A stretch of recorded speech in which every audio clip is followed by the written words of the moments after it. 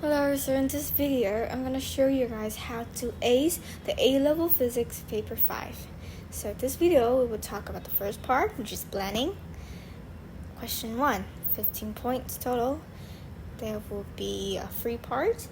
The first is defining the problem, or you can say it's identifying the variables.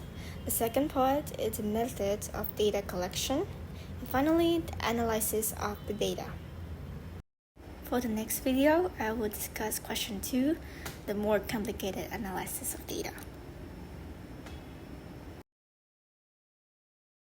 So let's first define the problem. We have 3 main variables, the independent, dependent, and quantities that are to be controlled or keep constant.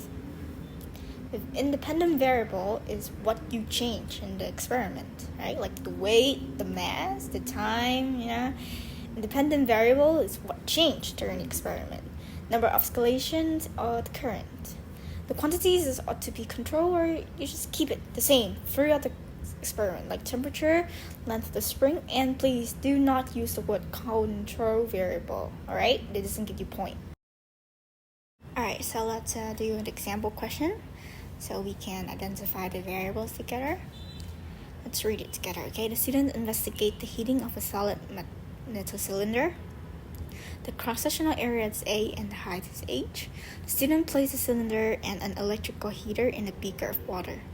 The electrical heater is switched on and the student measures the time T from the temperature of the water to increase by changing theta. A number of cylinders of the same material but with different cross-sectional areas are available. So we have this equation. Let's just underline some of the main points here, alright? Alright, to be able to identify the independent and dependent variables, look at this sentence. Design a laboratory experiment to test the relationship between T and A. So we know that T and A, temperature and the cross-sectional area, one of them will be independent variable and the other will be dependent. You can see here, independent is what you change. So you can read in the section that we have different cross-sectional area. So it's given to you that the independent is the cross-sectional area, which make T, which rely on the cross-sectional area. So T, the time, will be the dependent variable. It's very simple. The answer is in the question itself for this one. I have this little tip for you so that you won't miss out any word. So just write exactly like the question paper. Okay, so let's move on to identifying the variables that are to be keep constant, okay, control. Look at the questions. Time and the area, the value W and Z, the constant, these won't be included, right? Won't be controlled. So what we left in the equation will be the control one. So we have P, the power of the heater, H, the height, and the change in temperature. We also see that here we have same material, right? The metal cylinder. It's in the question. If you can find more, then just put it in, okay? Let's move on to the second part of question 1, methods of data collection. So in this part, you're mainly going to describe the method to be used to vary independent variable, how the independent variable and dependent variable are to be measured, right? The instrument you use, how other variables, the control one, ought to be controlled, okay. And describe with the aid of a clear label diagram. You have to draw the diagram, okay? The arrangement of the apparatus for the experiment, right? And write out the procedure to be followed too. Let's just go back to our previous example to do this. So to measure the area, you have to know the diameter, right? Do not use the ruler for this. You put it in a beaker, which means it's small. Use a micrometer or vernier caliper for this one, right? Ruler won't get you any point. And remember to write down the formula to calculate the area too, right? You have to write the formula. It's 1 point. And for the time, it's easy. Just use a stopwatch. Moving on is how other variables are controlled. First of all, we have the power, the P. So you gotta use the same heater throughout the experiment. You also have the height. Just use a vernier caliper to measure it, right? And just make sure that every cylinder is the same. For the change in temperature, use a thermometer, put it in the beaker to measure the time when the change is equal in each experiment. And I forgot to mention it, but you need to measure the power using a wattmeter or any other instrument that you can think of. Next part we're going to talk about is the diagram. You need to label it clearly by using a ruler to draw the line, and the lines of the label, they do not cross each other. If they cross, they might deduct a point. And draw exactly like the given diagram. Like if it has the label A, then put A there for the area. If it has H, the height, then also include it there. To start drawing, you should highlight all the equipment given here, like the cylinder, electrical heater, beaker. So remember that electrical is switch on, so you need a circuit for that. So just start with cylinder here.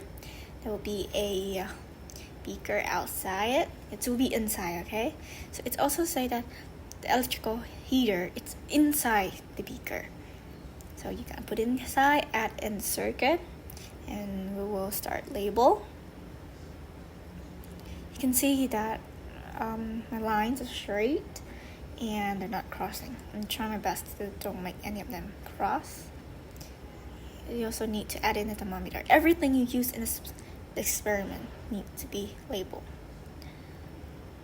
Let me fix this one. This one actually inside is actually water and the beaker, okay. So let's go to the third part of question 1, analysis of the data. You need to state what is plotted on each axis of the graph, y against x. Write that word, okay? What is y against and what is x? Then write this word down. The relationship is valid if the graph is a straight line. So if your graph is have the equation y equal mx plus c, then you have to add the word through the origin. Then you're gonna write an equation about how to find the required variable mentioned in the question. But this equation will be based on the gradient and the y-intercept of the graph.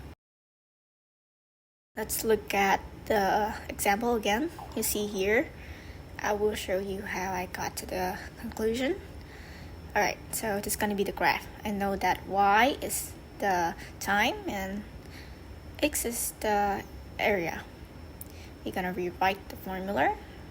Divide the right side by p, so we have t is on one side alone, and here you can see that its form is y equal mx plus c, which make the graph is a straight line. Alright, go through the origin. Write the word that in the previous slide. Now, based on the equation, you know that the gradient is h times w times change in theta over p. So just move w to the other side and move m. Then you have the equation for the value w. And do the same, right? The y-intercept is c equal to z times change in theta over p, and rearrange it to get the equation for the value z. So when you write in the question paper, you gotta write the word gradient and y-intercept, and don't put m and c. Alright, and this is the last part of question 1, additional details and safety. For this part, it's pretty much the same for a lot of questions. It's about anything that needs to be done to ensure there's a large change in the dependent variable, any difficulties in carrying out the experiment, and any safety equipment or arrangement needed. I will give you some of the most seen additional detail. Okay, so you gotta measure the independent variable, dependent variable, and those that you control, right? It's always gonna be like measure them multiple times and then calculate the mean and the average and measure them at different positions, at least 3 times per position. It's always there in the additional detail. Next, you can have for safety, wear goggles or clothes, an experiment related to heat, electricity. Then ensure that the apparatus are stable, not easily knocked over using G-clamp, tapes, anything. And then if you have current, then add a switch to turn off it when not in use so the wire won't be overheat. And use sandbox to catch any falling objects, especially those with the pendulum. And use resistor to maintain the current so that the current is constant. These always come up, so just try to memorize them and just write it down to save your time. So that's it for question 1, the examples and the tips I have for you guys. Thank you for watching.